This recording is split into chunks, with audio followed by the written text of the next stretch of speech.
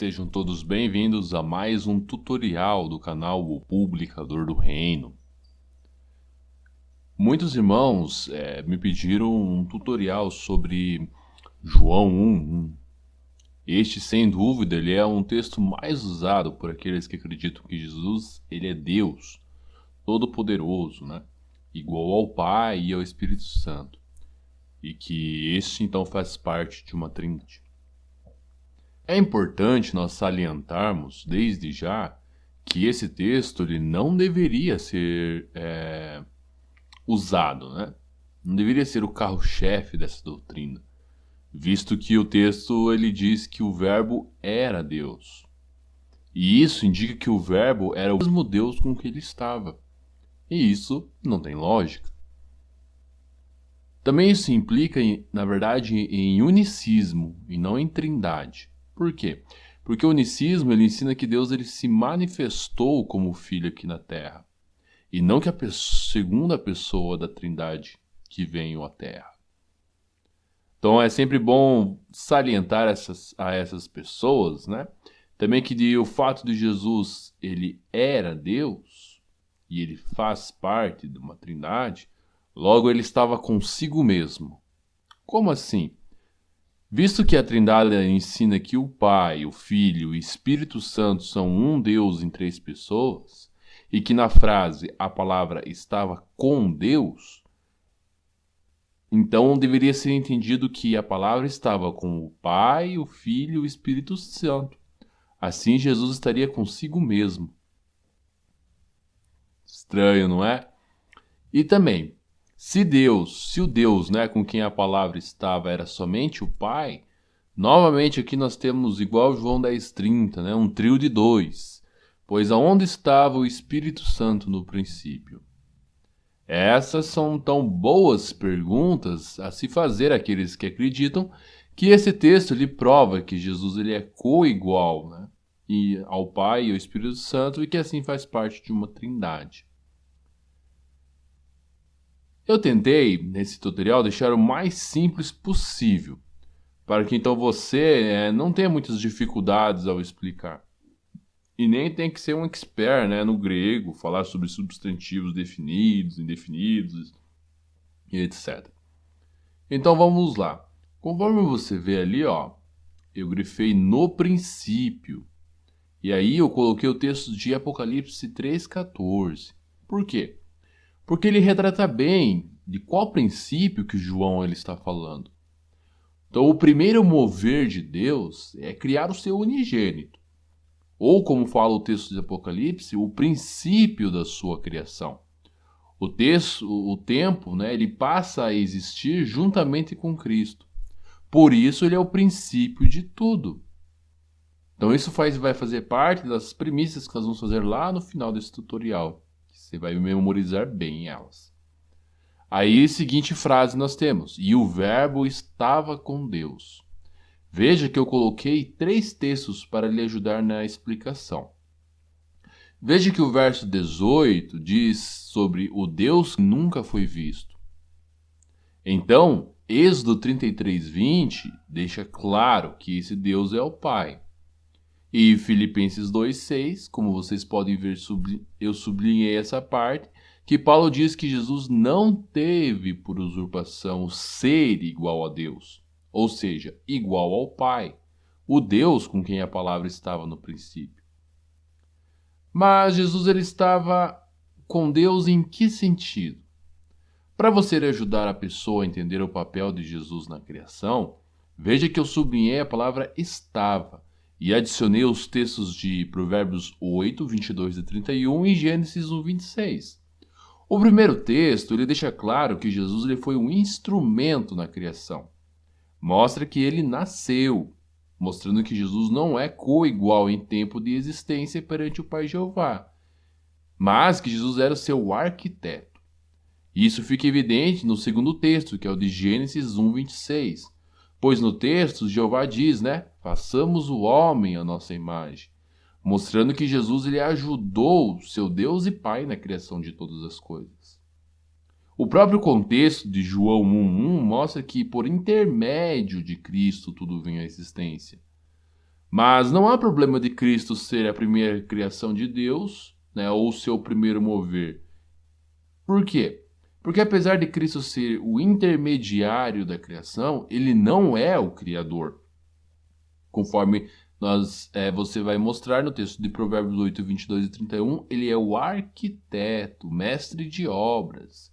Então não tem problema Jesus ser o meio da criação e ainda assim ser uma criatura, pois Jesus não é a fonte da criação, mas o meio pelo qual se cria as coisas. Então assim nós chegamos à parte do final do texto, onde diz que o verbo era Deus. E então aqui sempre é o problema, né, que os trinitários, né, os pastores, eles criam, né? Por quê? Porque nós temos que entender que tipo de Deus que era o verbo. E o próprio contexto é quem define isso. Como você vê na imagem, Jesus é chamado de Deus unigênito, um Deus distinto e separado do Pai, temporalmente e ontologicamente. Por quê? Porque Cristo Jesus, ele é um Deus gerado, ou seja, um Deus que teve começo. Jesus tem todas as características que fazem dele um Deus, porém separado e subordinado ao Pai. E Filipenses 2,6 dá apoio a isso. Veja na imagem que sublinhei que Jesus existia em forma de Deus. O texto de apoio a isso é João 4,24, onde Jesus diz que Deus é Espírito. Assim, Jesus ele tinha a forma de Espírito e esvaziou-se dessa forma para se tornar servo. Assim, quando estava na terra, conforme diz o verso 18 de João capítulo 1, ele revelou ou deu a conhecer o seu Pai. Por isso, a tradução correta desse texto seria um Deus ou um ser divino, conforme a tradução do Novo Mundo também traduz assim. Então você vai ter que explicar que nós, testemunhas de Jeová, jamais negamos a divindade de Cristo. Porém, assim como Jesus, nós não colocamos ele em igualdade ao seu Deus e Pai. Pois, conforme diz o próprio texto de Filipenses, ele não queria esse ato de usurpação, o ser igual a Deus. Então Jesus, ele é fundamental no arranjo divino. Você vai ter que explicar que nós, testemunhas de Jeová, cremos que ele é rei do reino de Deus. E o fato dele ser um Deus não o torna um deusinho, conforme alguns pastores tentam inferir, diminuindo, ele sim, diminuindo o papel de Jesus na criação. Assim, como falei no início, nós temos uma premissa que você deve estudar e memorizar para pedir uma explicação futura. Lembre-se de estudar bem esses pontos e quando for falar, tome a iniciativa, pedindo pelo menos 15 minutos para você explicar com calma. Depois deixe então essas premissas e peça o ponto de vista, né, ou a explicação da pessoa, mediante o que foi apresentado. Então vamos lá. Primeira premissa, o tempo. A cópia ela vem sempre depois da original. Para que uma cópia exista, a original ela tem que existir antes. E Apocalipse 3,14 mostra que Jesus é o princípio da criação de Deus. Premissa 2, a dependência. Para existir a original, ela não depende da cópia, mas a cópia ela depende da original. Jesus Cristo depende do Pai, porque conforme vimos em Provérbios 8, 22 e 31, que está anotadinho aí, ele foi criado ou ele nasceu. Vemos assim a separação ontológica entre o Pai e o Filho. Cristo é a cópia de Deus, mas Deus não é a cópia de Cristo.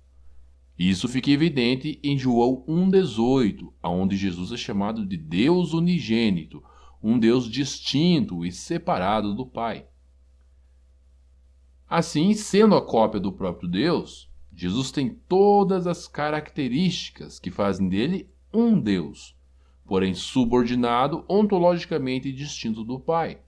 E isso fica evidente em Filipenses 2,6, onde Jesus existia em forma de Deus.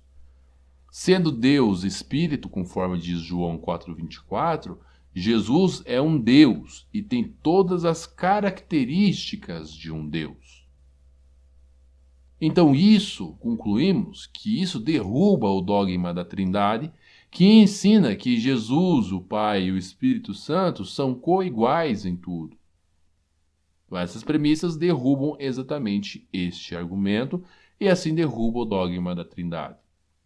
Espero que esse pequeno tutorial ajude a você, de forma simples, a mostrar a verdade aos sinceros.